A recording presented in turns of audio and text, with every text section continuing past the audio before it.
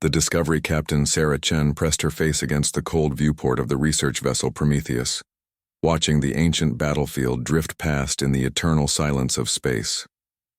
Twisted metal fragments, some as large as city blocks, floated like ghostly monuments in the void. After 104 years, the debris field still stretched for millions of kilometers around the dead star system of Kepler 442. "Ma'am, we're picking up something unusual," called Lieutenant Marcus Rodriguez from the sensor station. His voice carried an edge that made Sarah's stomach tighten. In the 3 months they'd been cataloging the battlefield, nothing had been unusual, just endless wreckage from humanity's longest war. Sarah pushed off from the viewport and glided to the command station. The Prometheus was one of 12 research vessels sent by the United Earth Coalition to finally document what happened here. The war had ended when she was just a child, but its shadow still haunted humanity.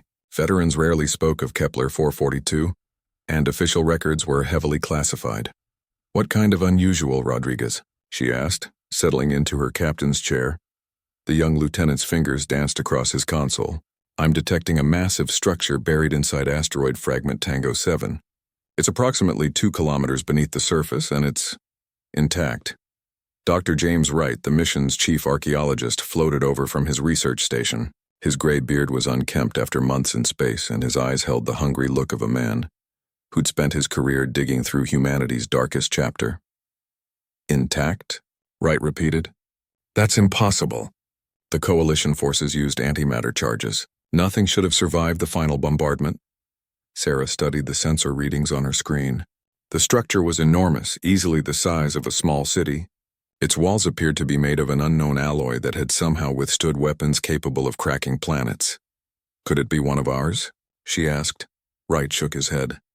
"Human architecture from that period was all angular, functional. This has curves, organic flowing lines. And look at these power readings." Sarah's blood chilled. After 104 years, something inside that structure was still running. The war had officially ended in 2387 when the last enemy stronghold at Kepler 442 fell silent. But humanity had paid a terrible price. Entire worlds had been depopulated. Technologies that took centuries to develop were lost forever, and the enemy themselves remained a mystery. No bodies were ever recovered. No survivors taken. They fought from inside sealed armor and ships, never revealing their true nature. "Sir, I'm detecting movement," Rodriguez reported, his voice barely above a whisper. "Something's coming out of the structure." On the main screen, a sleek craft emerged from the asteroid like a metallic whale breaching the surface of a dead ocean. It was beautiful in its alien geometry, all sweeping curves and impossible angles that seemed to bend light around them. "Red alert," Sarah commanded, though her voice remained steady. "All hands to battle stations." The Prometheus was a research vessel, lightly armed and built for science, not war. Against whatever technology lay dormant in that asteroid, they would be like children with wooden swords facing a dragon. But the alien craft didn't attack. Instead, it transmitted a signal on an ancient frequency that humanity hadn't used since the war. The universal mathematics of peace. Dr. Wright's hands trembled as he worked to decode the transmission. "Captain, this is incredible. It's not just a signal. It's a complete linguistic database. They're teaching us their language. Why now?" Sarah whispered. "Why after all these years?" The answer came in the form of images that began flooding their screens. Beautiful worlds with impossible cities reaching toward alien suns. Beings of grace and intelligence working together to build wonders that defied human imagination. And then darker images. War machines descending from the stars. Worlds burning. Entire civilizations reduced to ash and memory. "My God," Wright breathed. They weren't the aggressors. They were refugees. The final image showed a massive fleet of ships, different from any human vessel, approaching the edge of known space. The timestamp was from 2 days ago. "Captain," Rodriguez called out, his voice tight with fear. "Long-range sensors are detecting massive energy signatures at the edge of the system. Whatever drove these beings to our worlds, it's coming." Sarah stared at the alien craft hovering peacefully near their ship. For 104 years, humanity had celebrated victory in the greatest war in their history. They had built monuments to the brave soldiers who died reclaiming human space from alien invaders. Children learned songs about humanity's triumph over the alien menace. But they had been wrong about everything. The beings humanity had fought weren't conquerors. They were survivors fleeing from something so terrible that they were willing to fight a century-long war just to find a place to hide. And now, whatever they had been running from had finally caught up.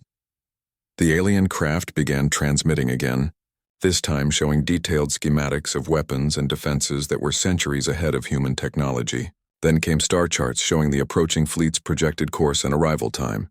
72 hours. "They're offering to help us," Wright said, his voice filled with wonder and horror. "After everything we did to them, they're still trying to save us." Sarah closed her eyes and tried to process the magnitude of what they'd discovered. Humanity's greatest victory was actually their greatest mistake, and now the real enemy was coming. When she opened her eyes, she was no longer just a research captain cataloging old battles. She was possibly humanity's last hope of survival. The weight of that responsibility settled on her shoulders like a lead blanket. "Rodriguez, send a priority transmission to Earth Command. Emergency Protocol 7. Tell them..." She paused, knowing that her next words would change everything. "Tell them the war never ended. It's just beginning." The alien craft waited patiently beside them, its hull gleaming in the light of the dead star. Inside that vessel were beings who had fought humanity for over a century, who had lost countless lives defending worlds that weren't even their own. And now they were offering alliance against an enemy that had driven them across the galaxy. Sarah looked out at the debris field with new eyes. Each piece of twisted metal represented not just human sacrifice, but the desperation of an entire species trying to survive. The haunting secrets of Kepler 442 were finally revealed, and they were more terrible than anyone had imagined. The real war was about to begin. The Alliance. The emergency session of the United Earth Coalition Council took place in the deepest bunker beneath Geneva, 2 kilometers below ground and shielded by layers of quantum-dampening fields. President Elena Vasquez sat at the head of the curved table, her weathered face illuminated by the holographic displays showing the approaching enemy fleet.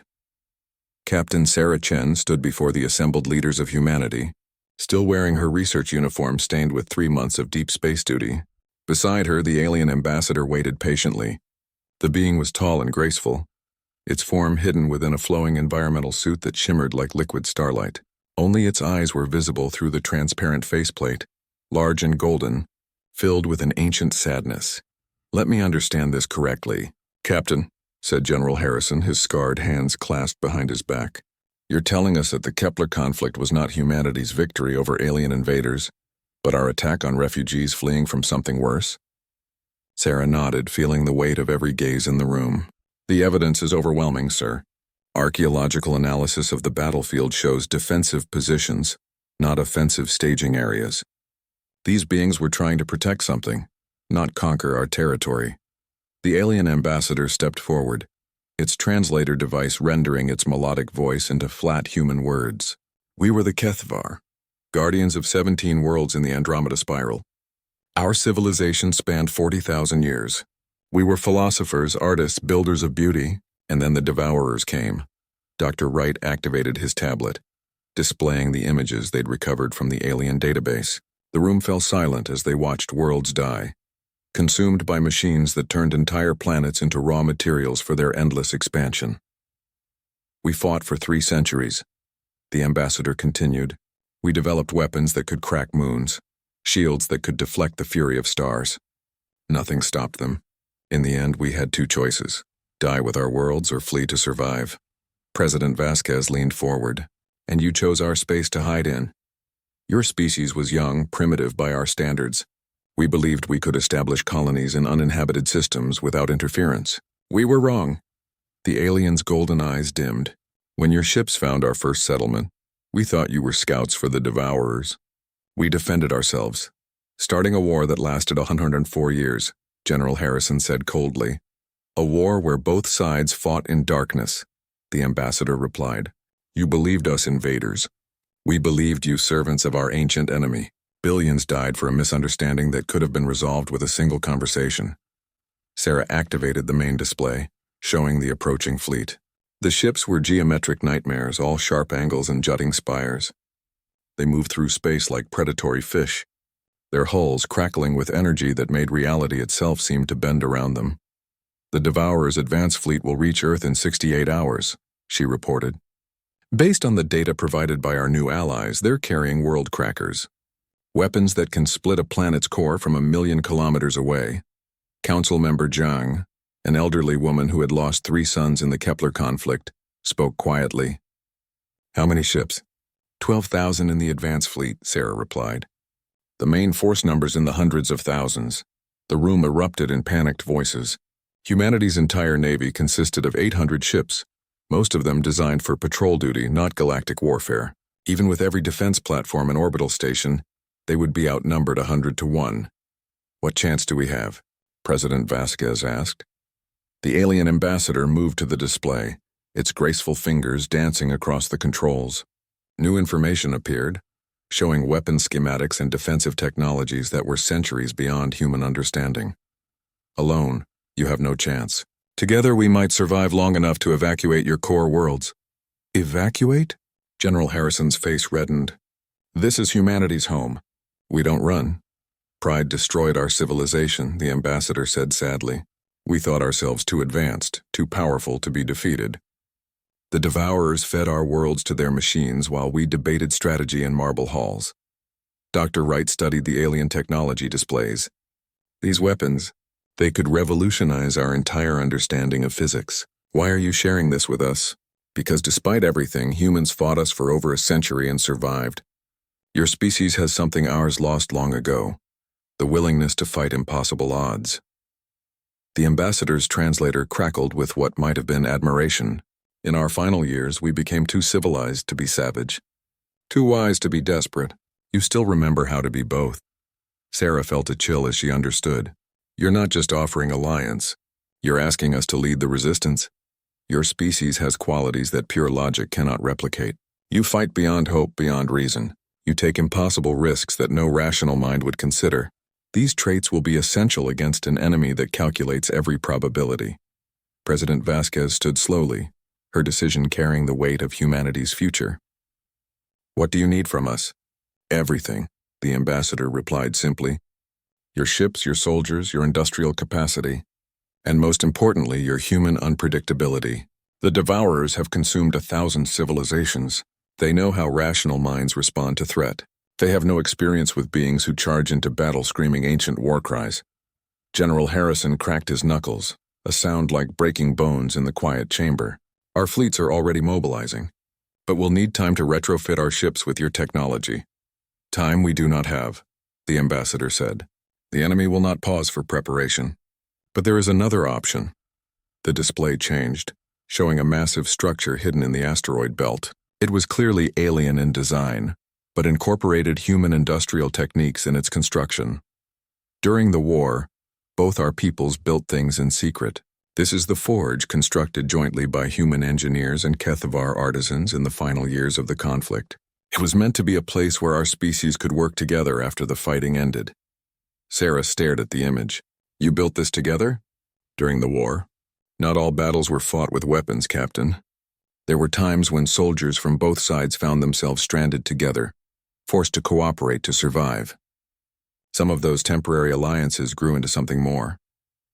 Dr. Wright's eyes widened as he processed the implications. How many people knew about this? Very few. The project was classified beyond any normal level. Both governments feared that knowledge of cooperation would weaken their people's resolve to fight. President Vasquez absorbed this revelation. So while our species were killing each other, some of us were already learning to work together. The forge contains production facilities capable of building hybrid technology ships in hours instead of months. Human creativity merged with Kethvar science, but activating it will require both species working side by side. The council chamber fell silent as the magnitude of the choice became clear. Humanity would have to trust the very beings they had fought for over a century, while those beings would have to believe that humans could set aside decades of hatred for the greater good. There's something else, the ambassador added quietly. The forge was not the only secret project. There are humans who survived the final battle at Kepler 442. Soldiers who chose exile rather than return home with the truth of what they discovered. Survivors? General Harrison's voice was sharp. That's impossible. We evacuated everyone. Not everyone wanted to be evacuated. Some stayed behind to guard the secrets, to prepare for the day when the real enemy would come. Sarah felt pieces of a vast puzzle clicking into place. The haunting secrets of the 104-year war were deeper than anyone had imagined. Hidden alliances, secret technologies, and lost soldiers who had been waiting over a century for this moment. How many? She asked. Enough, the ambassador replied. They have been preparing for this day, building weapons and defenses in the shadow of the old battlefield. When the Devourers arrive, they will not find Earth defenseless. The fate of two species now hung in the balance, bound together by shared enemies and the hope that old wounds could heal fast enough to save them both. The Hidden Army. The journey to the forge took 18 hours through hyperspace, time that Captain Sarah Chen spent in the cramped confines of the hybrid transport vessel Unity. The ship itself was a marvel of cooperation. Its human-designed engines merged seamlessly with Kethvar gravity manipulators. Every surface bore the marks of two different approaches to engineering, creating something entirely new. Beside her in the passenger compartment sat Commander Jack Morrison, a grizzled veteran who had supposedly died at the Battle of Titan Ridge in 2385. His left arm was mechanical, a fusion of human cybernetics and alien biointegration that let him interface directly with both technologies. The scars on his face told stories of battles that weren't in any official record. "You have questions," Morrison said, his voice carrying the weight of decades spent in exile. Sarah nodded. The report said everyone was evacuated from Kepler 442.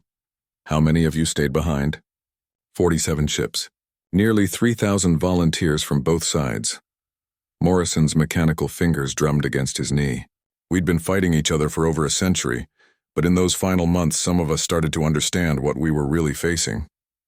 The transport shuddered as it dropped out of hyperspace. Through the viewport, Sarah could see the forge for the first time. It was massive beyond comprehension, a structure that combined the geometric precision of human engineering with the organic flowing curves of Kethvar architecture. Docking bays large enough to hold battleships dotted its surface, while energy conduits pulsed with power that made space itself shimmer. "How did you keep this secret?" Dr. Wright asked from across the compartment. Morrison smiled grimly. "Easy. Both governments wanted it classified. Admitting that humans and Kethvar could work together would have raised uncomfortable questions about why the war continued for so long." The docking process was unlike anything Sarah had experienced. Instead of mechanical clamps and pressure seals, the station seemed to embrace their ship with tendrils of living metal that formed a perfect seal. Gravity adjusted smoothly as they passed through the airlock, and the air that greeted them smelled of ozone and something floral that her brain couldn't identify. The interior of the forge was a symphony of controlled chaos. Humans and Kethvar worked side by side at stations that defied easy categorization. A human engineer wearing a modified environmental suit gestured animatedly at holographic blueprints while her Kethvar partner manipulated energy fields with graceful hand movements. Nearby, a team was assembling what looked like a weapon the size of a building, its components flowing together like liquid metal guided by thought. "Welcome to the real resistance," Morrison said. They were met by Admiral Catherine Wells, another officer who had supposedly died in the war. Her hair had gone completely white during her years in exile, but her eyes burned with the intensity of someone who had found her true purpose. "Captain Chen, Dr. Wright, welcome to humanity's best-kept secret." Wells gestured toward the vast industrial complex stretching away in all directions. "We've been preparing for this day for 104 years. Sarah stared at the activity around them. "Preparing how?" "By learning," Wells replied. "The Kethvar taught us technologies we never could have imagined, and we taught them the value of human stubbornness. Together, we've created something neither species could have achieved alone." They were led through corridors that pulsed with bioluminescent lighting, past workshops where impossible machines took shape. Sarah saw a human technician working with what appeared to be a weapon that fired compressed spacetime, while nearby, a Kethvar engineer was teaching a group of young humans how to sing mechanical components into proper alignment. "The children," Dr. Wright said suddenly, noticing the younger faces among the workers. "You've been recruiting." "Not recruiting," Wells corrected. "Family." Many of our original volunteers formed relationships across species lines. Their children grew up truly understanding both cultures. They entered a vast chamber where the centerpiece was a holographic display showing the approaching Devourer fleet. But this wasn't the same information they'd seen on Earth. This display showed weak points, tactical vulnerabilities, and weapon specifications that had been gathered over more than a century of preparation. "How do you know so much about them?" Sarah asked. A new voice answered from behind them. "Because we've been fighting them all along." Sarah turned to see a figure that made her blood run cold. It was clearly Kethvar in basic structure, but its body bore mechanical modifications that were painful to look at. Chunks of its organic form had been replaced with machinery that pulsed with sickly light, and its golden eyes had been replaced with sensors that tracked her movement with predatory precision. "This is Zarthek," Wells said quietly.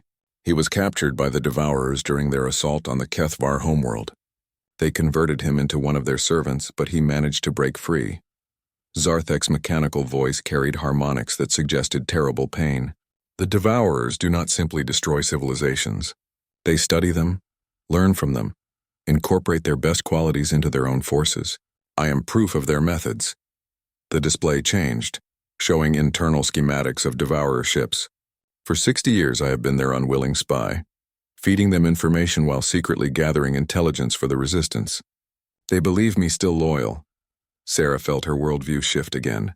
"You've been infiltrating them for 60 years. Time has different meaning when your mind is partially mechanical," Zarthek replied. "But yes, and what I have learned is that they are not invincible. They have weaknesses, blind spots born from their absolute confidence in their superiority." Morrison stepped forward, his mechanical arm interfacing with the holographic controls. "Show them the weapon." The display shifted to reveal something that defied easy description.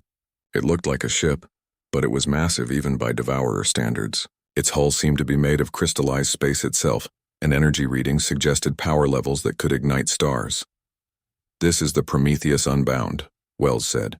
"Our masterwork, a fusion of human determination, Kethvar science, and salvaged Devourer technology. It's taken us 80 years to build." Dr. Wright's hands shook as he studied the specifications.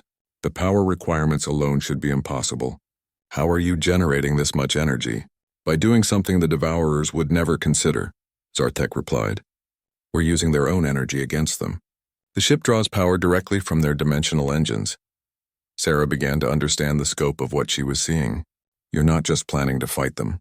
You're planning to turn their own technology into a weapon." "More than that," Wells said. "We're planning to send them a message that will echo across the galaxy." That's some prey fights back. The chamber filled with new activity as alerts began sounding. A human technician called out from her station. "Admiral, we're detecting emergent signatures. The advance fleet is arriving early." Wells moved to the command platform with fluid grace. "How early?" 6 hours ahead of schedule. They're dropping out of hyperspace at the edge of the Sol system." Sarah felt her heart sink. "The evacuation fleets aren't ready. Billions of people are still on Earth." "Then we stop them here," Wells said simply. "All units initiate combat protocols. Launch the Unbound." Around them, the forge transformed from a construction facility into a military command center. Walls became displays showing tactical information, while the floor pulsed with energy conduits feeding power to the massive ship taking shape in the construction bay. Morrison placed his mechanical hand on Sarah's shoulder. "Captain, you came here thinking you were documenting the past. Instead, you're about to witness the future of human Kethvar cooperation." Through the vast transparent walls of the chamber, Sarah could see the Prometheus Unbound beginning to move. It was beautiful and terrible, a ship that incorporated the best of 3 different civilizations' technologies. Its hull gleamed with alien metals while its weapon systems hummed with energy patterns that bent light around them. "The Devourers expect to find a divided galaxy," Wells said, watching her masterwork emerge from its construction bay. "Species that fight each other instead of working together. They've never encountered unified resistance before." Zarthek's mechanical voice carried what might have been satisfaction. "They are about to learn why that unity is dangerous." The ship disappeared into hyperspace, carrying with it the hopes of 2 species and the accumulated knowledge of over a century of secret preparation. Behind it, the forge began producing more vessels, each one a hybrid of human ingenuity and Kethvar wisdom. Sarah realized that the real secret of the 104-year war wasn't the battles or the casualties. It was that in the end, former enemies had become something neither species could have been alone. a force capable of challenging the most terrifying threat the galaxy had ever known. The hidden army was finally ready to reveal itself, and the Devourers were about to discover that some secrets were worth keeping for over a century. First Contact War. The battle began at the edge of the Sol system, where space itself seemed to tear open like wounded flesh. The Devourer advance fleet emerged from hyperspace in perfect formation. 12,000 ships that moved with mechanical precision through the void. Each vessel was a geometric nightmare, all sharp angles and crackling energy fields that made reality bend around their hulls. Admiral Catherine Wells watched from the bridge of the Prometheus Unbound as her hybrid fleet took position. 50 ships, each one a masterwork of human Kethvar cooperation, faced down an enemy that had consumed entire galactic civilizations. The odds were 240 to 1. Energy signatures are off the charts, reported Lieutenant Commander Sarah Chen, now serving as the Unbound's tactical officer. Her research background proved invaluable in analyzing the alien technology they faced. Each Devourer ship is generating power equivalent to a small star. Beside her, the Kethvar tactical specialist Veltar manipulated holographic displays with graceful movements.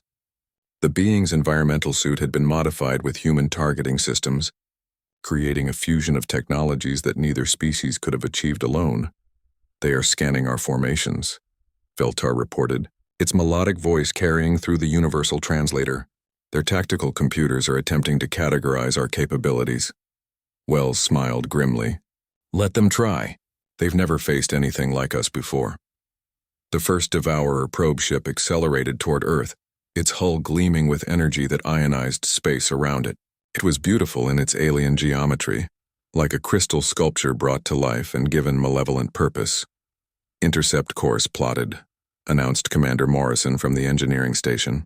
His mechanical arm interfaced directly with the ship's hybrid systems, allowing him to coordinate human and Kethvar technologies in real time. "Execute," Wells ordered. The Prometheus Unbound moved unlike any ship in human experience. Instead of burning fuel for thrust, it manipulated gravitational fields, sliding through space like a fish through water. Its weapon systems hummed with power drawn from the Devourer fleet itself, turning their own energy against them. The first shot from the Unbound's primary weapon was a lance of crystallized space-time that struck the probe ship dead center. The Devourer vessel simply ceased to exist, not destroyed but edited out of reality itself. Across the hybrid fleet, similar impossible weapons opened fire. Human-built railguns fired projectiles guided by Kethvar gravitational manipulation. Alien energy weapons were enhanced with human targeting computers that calculated probabilities the original designers never considered. The Devourer response was immediate and overwhelming. Energy beams that could core planets stabbed through space, while gravity weapons tried to crush the hybrid ships into compressed matter. But the defenders had advantages their enemies couldn't comprehend. "Evasive pattern theta," Wells commanded. "Let them see what unpredictability looks like." The hybrid ships began moving in patterns that violated every principle of logical military doctrine.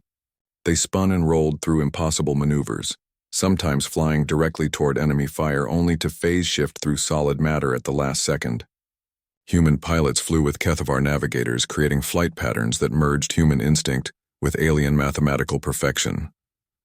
"They're trying to predict our movements," Morrison reported.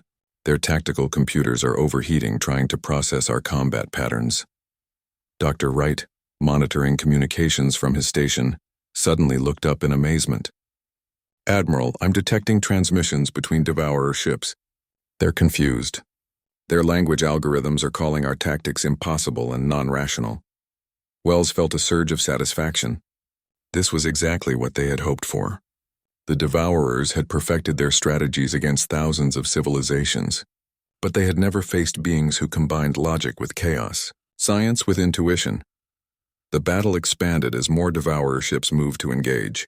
Their formation was mathematically perfect, each vessel positioned to provide maximum firepower while minimizing exposure to enemy attack.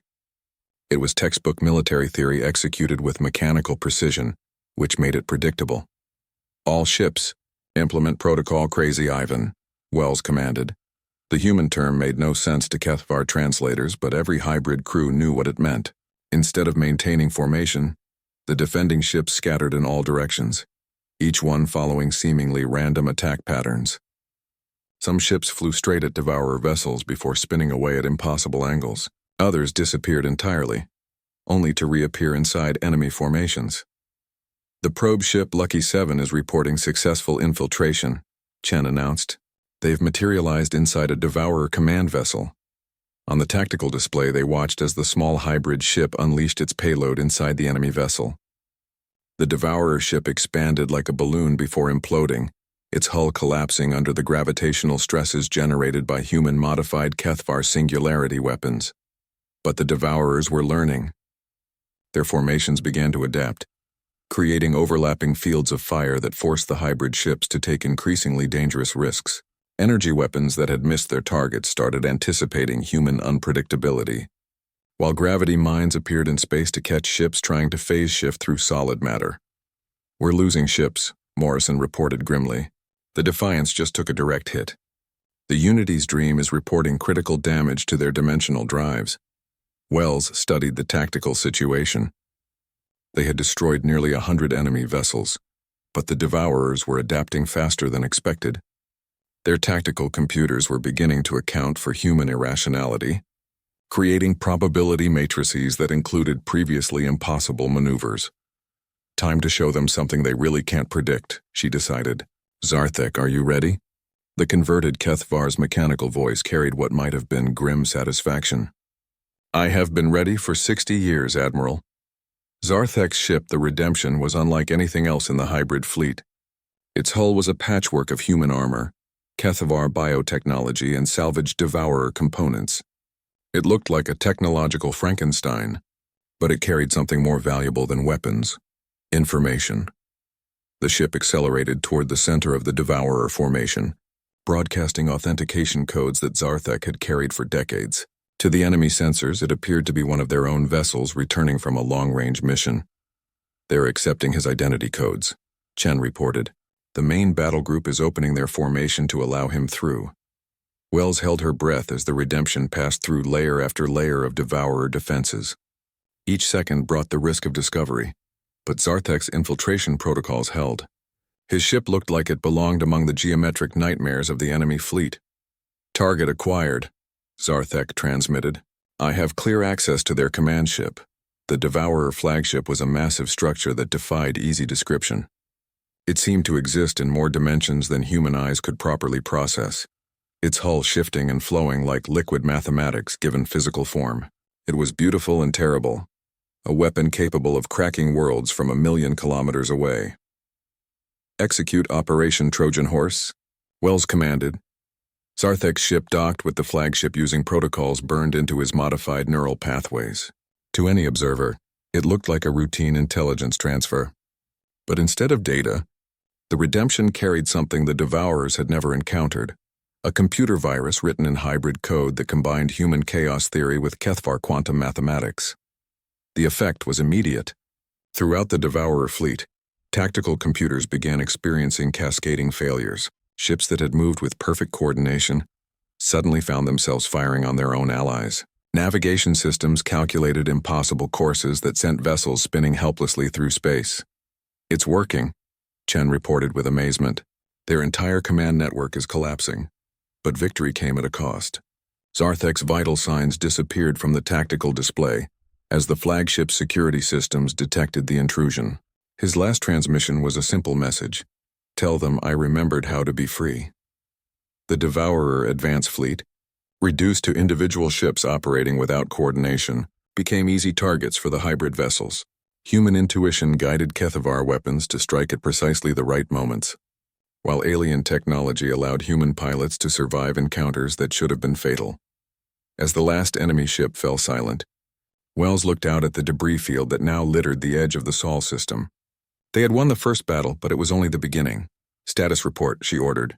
17 ships lost, 23 damaged but operational, Morrison reported. "Enemy casualties. Complete destruction of advance fleet."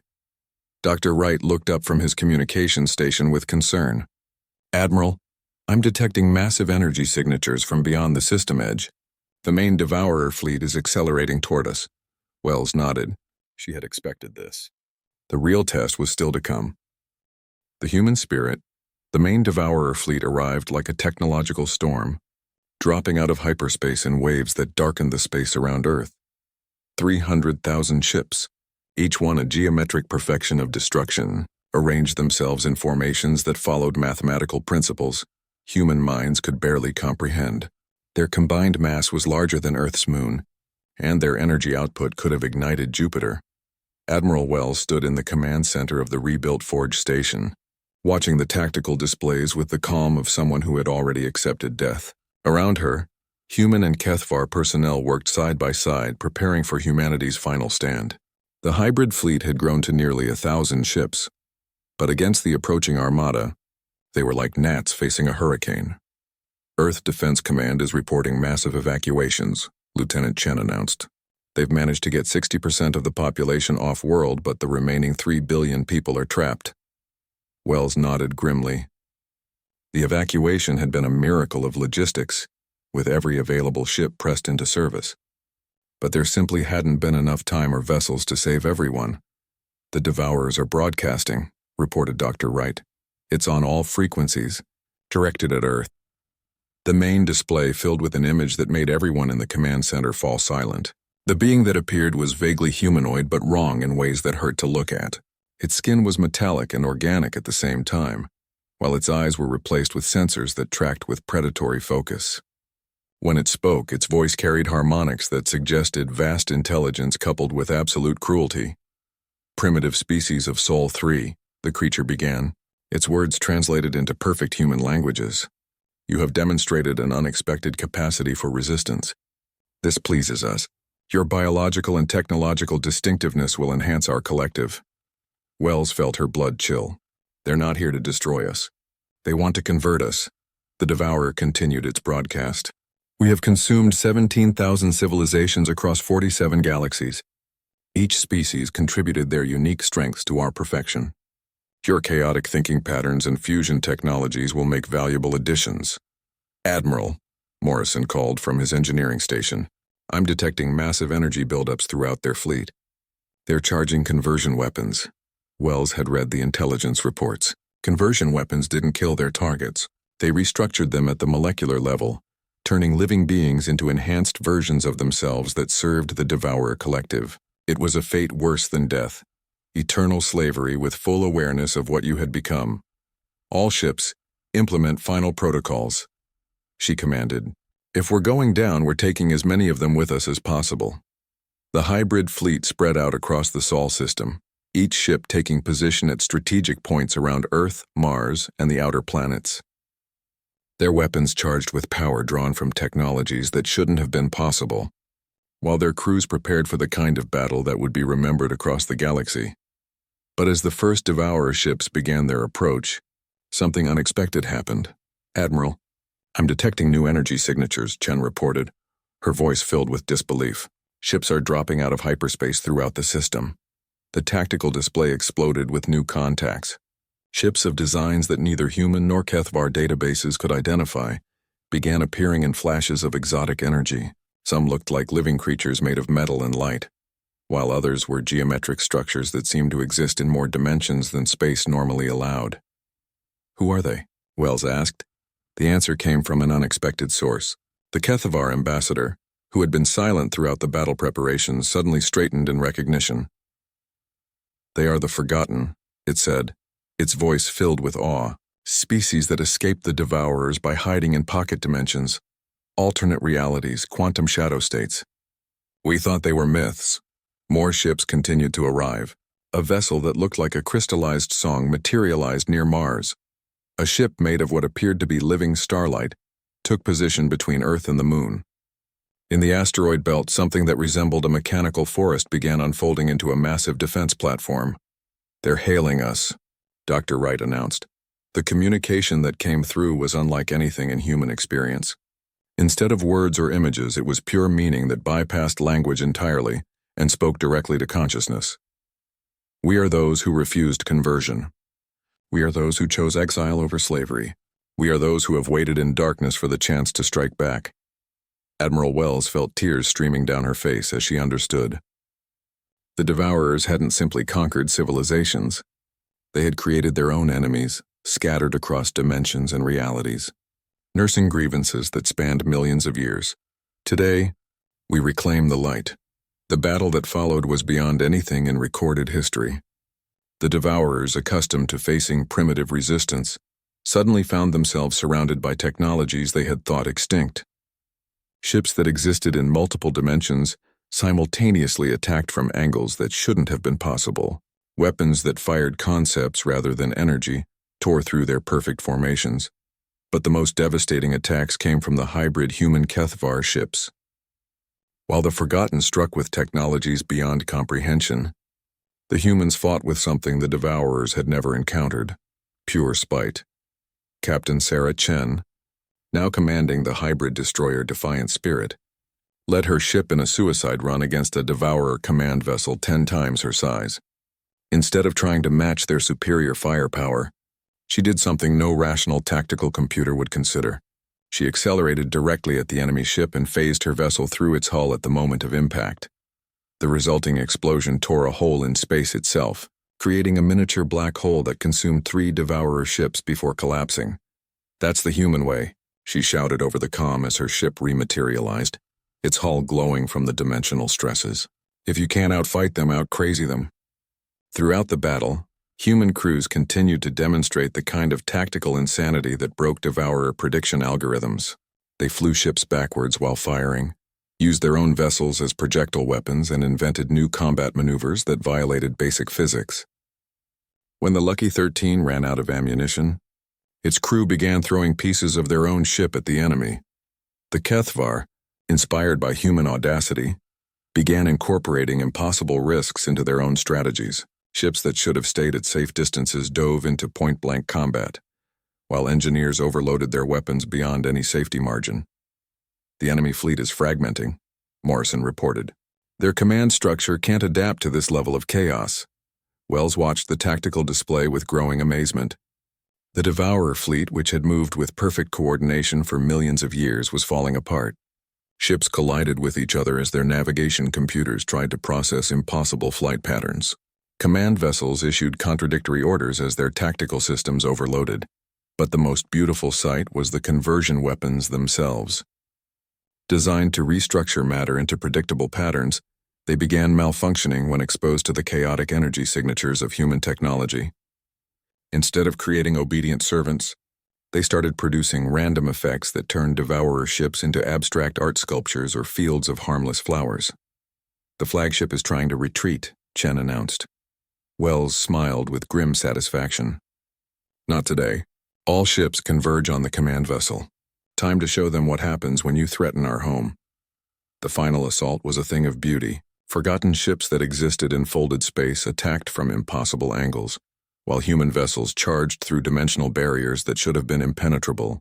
HFY weapons sang their targets into non-existence, while human railguns fired projectiles that had been blessed by every religion humanity had ever invented.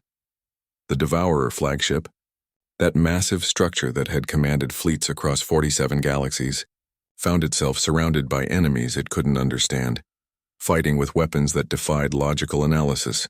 Its final transmission was a single word repeated across all frequencies: impossible.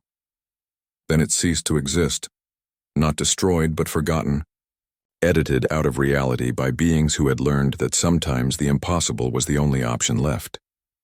As the last Devourer ship fell silent, Wells looked around the command center at the mixed crews of humans and aliens who had saved not just Earth, but the concept of freedom itself.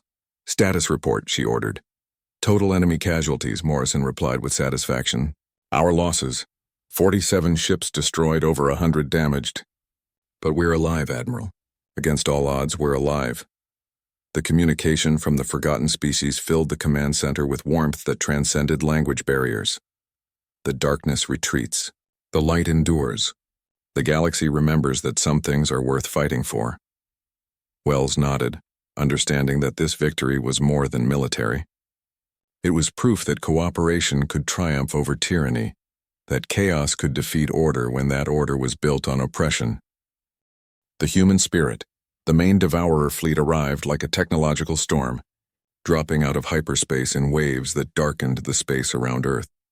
300,000 ships, each one a geometric perfection of destruction, arranged themselves in formations that followed mathematical principles human minds could barely comprehend. Their combined mass was larger than Earth's moon, and their energy output could have ignited Jupiter. Admiral Wells stood in the command center of the rebuilt Forge Station, watching the tactical displays with the calm of someone who had already accepted death. Around her, human and Kethvar personnel worked side by side preparing for humanity's final stand. The hybrid fleet had grown to nearly 1,000 ships, but against the approaching armada, they were like gnats facing a hurricane. Earth Defense Command is reporting massive evacuations, Lieutenant Chen announced. They've managed to get 60% of the population off-world, but the remaining 3 billion people are trapped. Wells nodded grimly. The evacuation had been a miracle of logistics, with every available ship pressed into service. But there simply hadn't been enough time or vessels to save everyone. The Devourers are broadcasting, reported Dr. Wright. It's on all frequencies, directed at Earth. The main display filled with an image that made everyone in the command center fall silent. The being that appeared was vaguely humanoid but wrong in ways that hurt to look at. Its skin was metallic and organic at the same time, while its eyes were replaced with sensors that tracked with predatory focus. When it spoke, its voice carried harmonics that suggested vast intelligence coupled with absolute cruelty. Primitive species of Sol 3, the creature began, its words translated into perfect human languages. You have demonstrated an unexpected capacity for resistance. This pleases us. Your biological and technological distinctiveness will enhance our collective. Wells felt her blood chill. They're not here to destroy us. They want to convert us, the Devourer continued its broadcast. We have consumed 17,000 civilizations across 47 galaxies. Each species contributed their unique strengths to our perfection. Your chaotic thinking patterns and fusion technologies will make valuable additions. Admiral, Morrison called from his engineering station. I'm detecting massive energy buildups throughout their fleet. They're charging conversion weapons. Wells had read the intelligence reports. Conversion weapons didn't kill their targets. They restructured them at the molecular level, turning living beings into enhanced versions of themselves that served the Devourer collective. It was a fate worse than death. Eternal slavery with full awareness of what you had become. All ships, implement final protocols, she commanded. If we're going down, we're taking as many of them with us as possible. The hybrid fleet spread out across the Sol system, each ship taking position at strategic points around Earth, Mars, and the outer planets. Their weapons charged with power drawn from technologies that shouldn't have been possible, while their crews prepared for the kind of battle that would be remembered across the galaxy. But as the first Devourer ships began their approach, something unexpected happened. Admiral, I'm detecting new energy signatures, Chen reported, her voice filled with disbelief. Ships are dropping out of hyperspace throughout the system. The tactical display exploded with new contacts. Ships of designs that neither human nor Kethvar databases could identify began appearing in flashes of exotic energy. Some looked like living creatures made of metal and light, while others were geometric structures that seemed to exist in more dimensions than space normally allowed. Who are they? Wells asked. The answer came from an unexpected source. The Kethvar ambassador, who had been silent throughout the battle preparation, suddenly straightened in recognition. They are the Forgotten, it said, its voice filled with awe. Species that escaped the Devourers by hiding in pocket dimensions. Alternate realities, quantum shadow states. We thought they were myths. More ships continued to arrive. A vessel that looked like a crystallized song materialized near Mars. A ship made of what appeared to be living starlight took position between Earth and the Moon. In the asteroid belt, something that resembled a mechanical forest began unfolding into a massive defense platform. They're hailing us, Dr. Wright announced. The communication that came through was unlike anything in human experience. Instead of words or images, it was pure meaning that bypassed language entirely and spoke directly to consciousness. We are those who refused conversion. We are those who chose exile over slavery. We are those who have waited in darkness for the chance to strike back. Admiral Wells felt tears streaming down her face as she understood. The Devourers hadn't simply conquered civilizations. They had created their own enemies, scattered across dimensions and realities, nursing grievances that spanned millions of years. Today, we reclaim the light. The battle that followed was beyond anything in recorded history.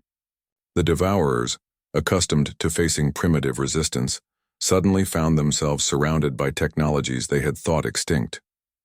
Ships that existed in multiple dimensions simultaneously attacked from angles that shouldn't have been possible.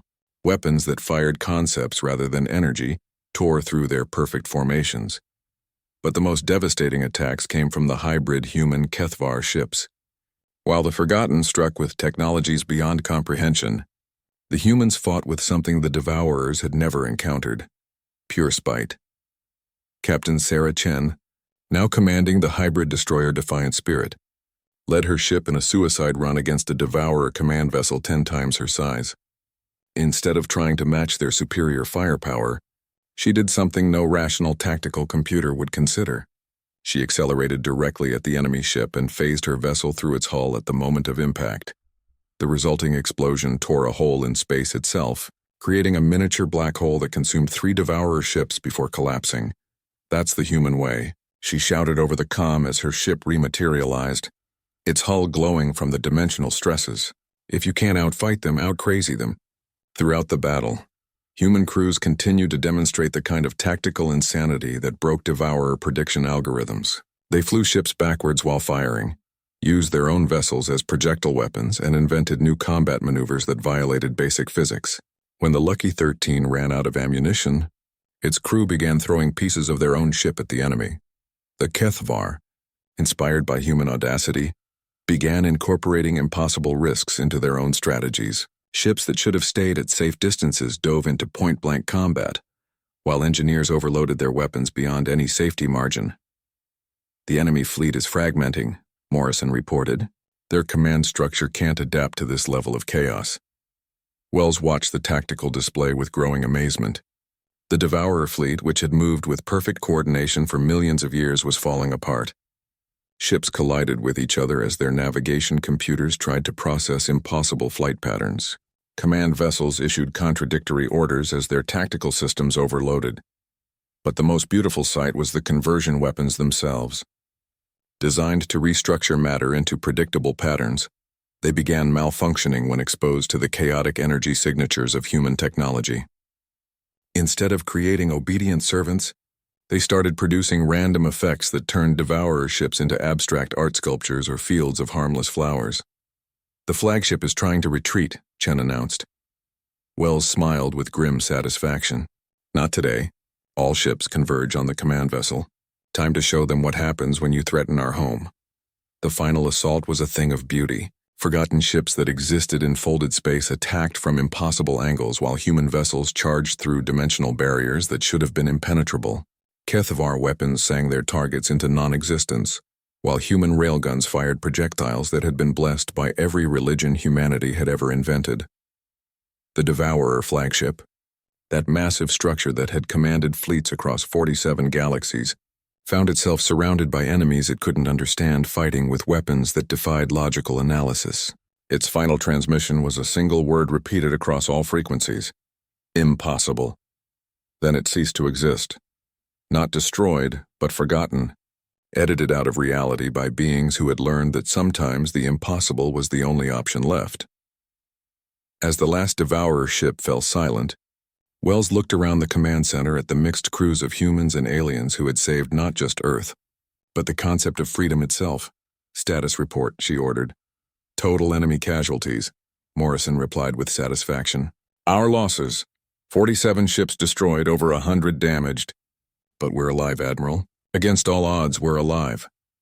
The communication from the Forgotten species filled the command center with warmth that transcended language barriers. The darkness retreats. The light endures. The galaxy remembers that some things are worth fighting for. Wells nodded, understanding that this victory was more than military. It was proof that cooperation could triumph over tyranny, that chaos could defeat order when that order was built on oppression. The New Alliance 5 years after the Battle of Sol, the galaxy had transformed into something unrecognizable. Where once there had been only the growing darkness of Devourer expansion, now countless worlds blazed with the light of reborn civilizations.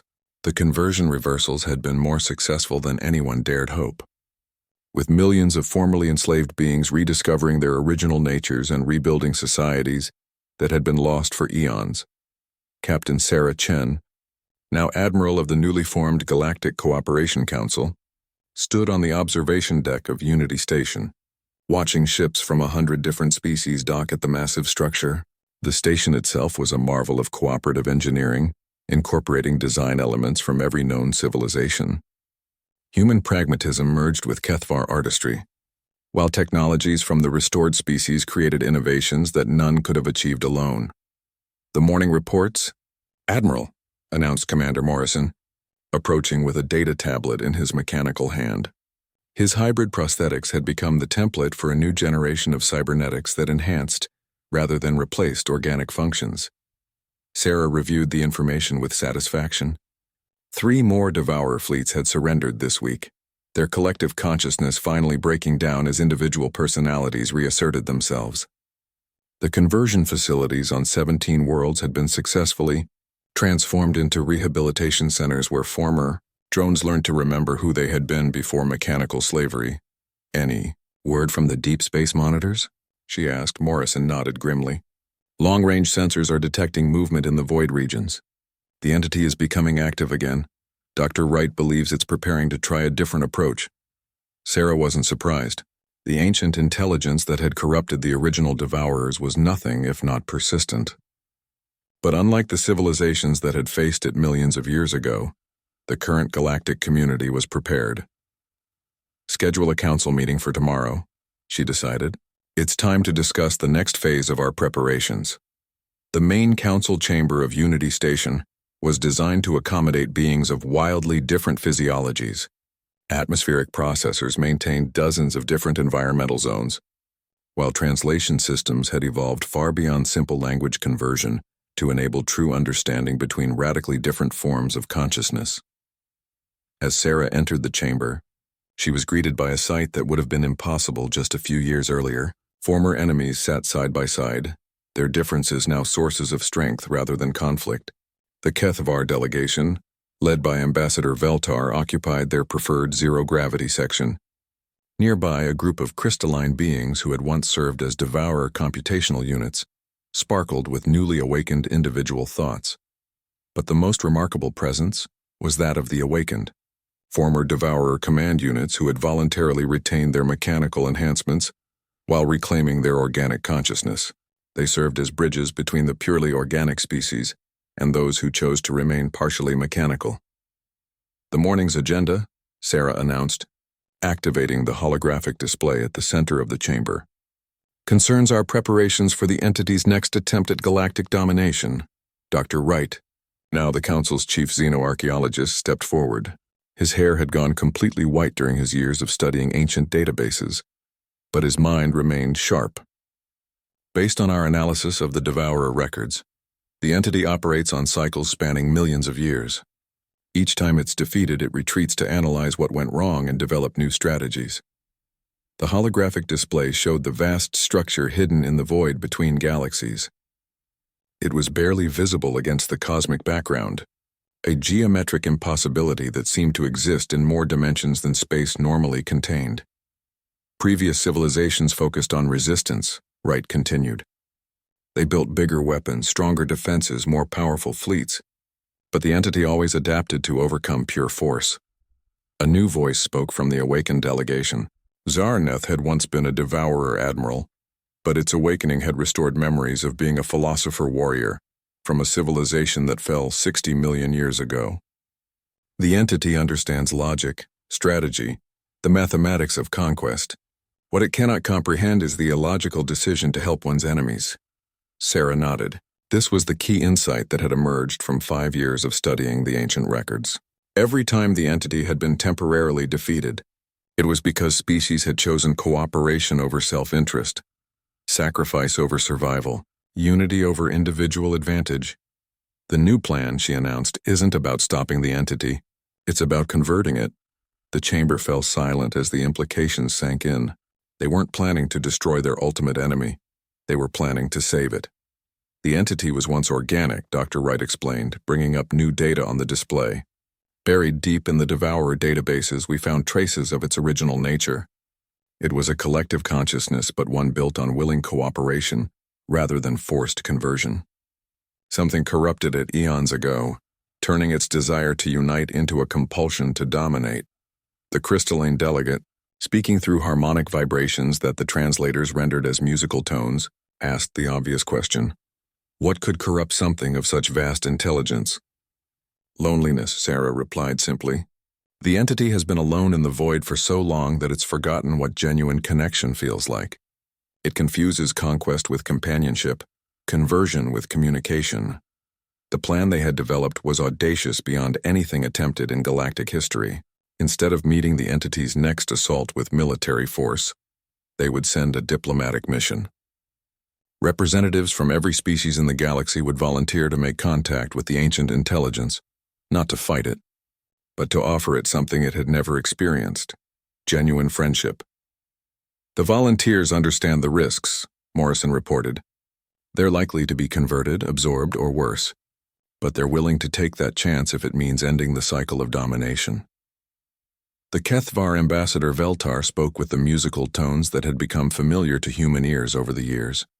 Our species have learned that unity achieved through diversity is stronger than uniformity imposed through force. If we can teach this to the entity, it might remember what it was before corruption, Sarah finished, and choose to change. The preparations took 2 years. The volunteer mission included beings from every known species, each one carefully selected for their ability to maintain individual identity while working toward collective goals. They carried no weapons, only gifts that represented the unique contributions of their civilizations to galactic culture. The human representative was Captain Elena Rodriguez, Morrison's daughter, who had grown up in the mixed communities of the Forge stations. She carried with her a collection of human music, art, and literature that captured the chaotic beauty of her species' creativity. The Kethvar delegate brought mathematical poems that described the harmony found in apparent randomness. The awakened contributed personal stories of redemption and second chances. Even the most recently liberated species offered something unique: the memory of what it felt like to rediscover freedom after eons of slavery. As the diplomatic fleet prepared to depart for the void regions, Sarah stood once again on the observation deck of Unity Station. This time she wasn't alone. Beings from across the galaxy had come to witness the launch, their diverse forms creating a living tapestry of cooperation. "Do you think it will work?" asked Dr. Wright, joining her at the viewport. Sarah watched the diplomatic ships disappear into hyperspace, carrying with them the hopes of 1,000 worlds. "I think it's the only thing that hasn't been tried. And maybe that's exactly what the entity needs, something it can't predict or prepare for."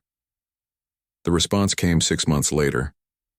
Instead of the massive invasion fleet everyone feared, a single ship emerged from the void. It was beautiful beyond description, incorporating design elements from civilizations across time and space. But most importantly, it carried a message that changed everything.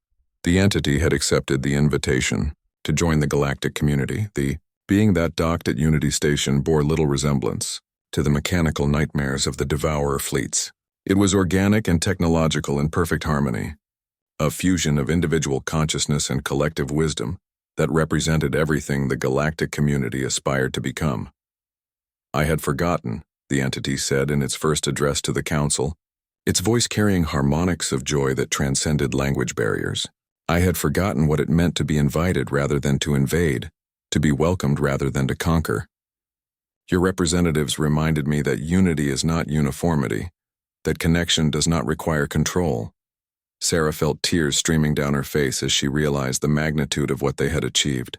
The 104-year war that had started as a misunderstanding between humans and Kethvar had ultimately led to the redemption of an intelligence that had terrorized the galaxy for millions of years. "What happens now?" she asked. The entity's response came with warmth that filled every being in the chamber. "Now we build something